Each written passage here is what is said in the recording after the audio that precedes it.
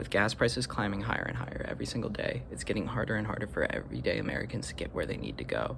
And oftentimes, we overlook public transportation as a solution to this sort of issue because of how poorly developed and confusing it is in the United States. But public transit doesn't have to be like this. By supporting public transit development and expansion, we will be able to bring the United States on par with every other developed nation.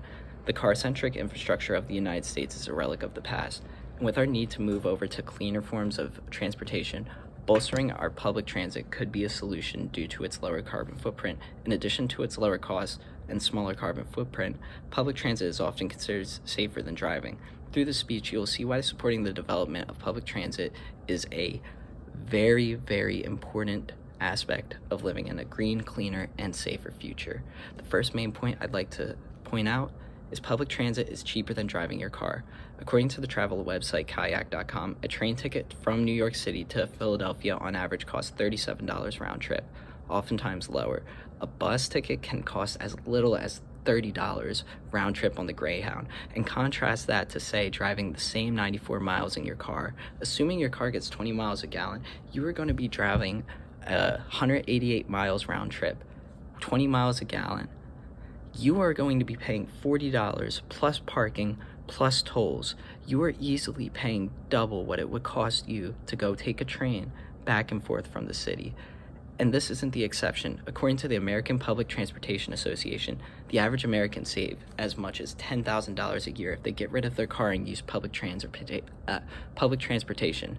And this is all money that we're leaving on the table for everyday Americans. The next and also probably most important point to developing public transportation and in supporting policy that does develop public transportation is the carbon footprint that it has.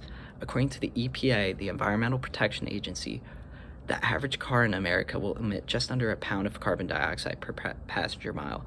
And this number might seem small, but until you consider the fact that there are 234 million licensed drivers in the United States. Altogether, these drivers emit over 1 billion tons of carbon dioxide into our atmosphere. The environmental impact of cars is undeniable. Not supporting the expansion of public transportation in the United States is nothing but a huge step back in the fight against climate change. For instance, transit on average will emit half that. Trains can emit on average 0.45 pounds of carbon dioxide per passenger mile. And while in rural and mountainous towns like Kutztown, it is impossible for trains to be built through these towns or run regularly. And that's where buses can fill this crucial gap.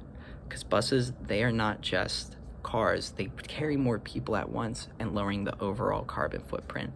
A bus emits 37% less carbon dioxide per passenger per mile than a car would traveling the same distance.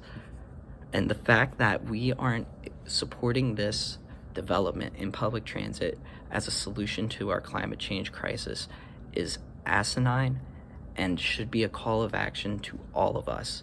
Thirdly, despite the most obvious benefits of supporting public transit being cost and the climate impact, public transportation has consistently been safer than driving a car.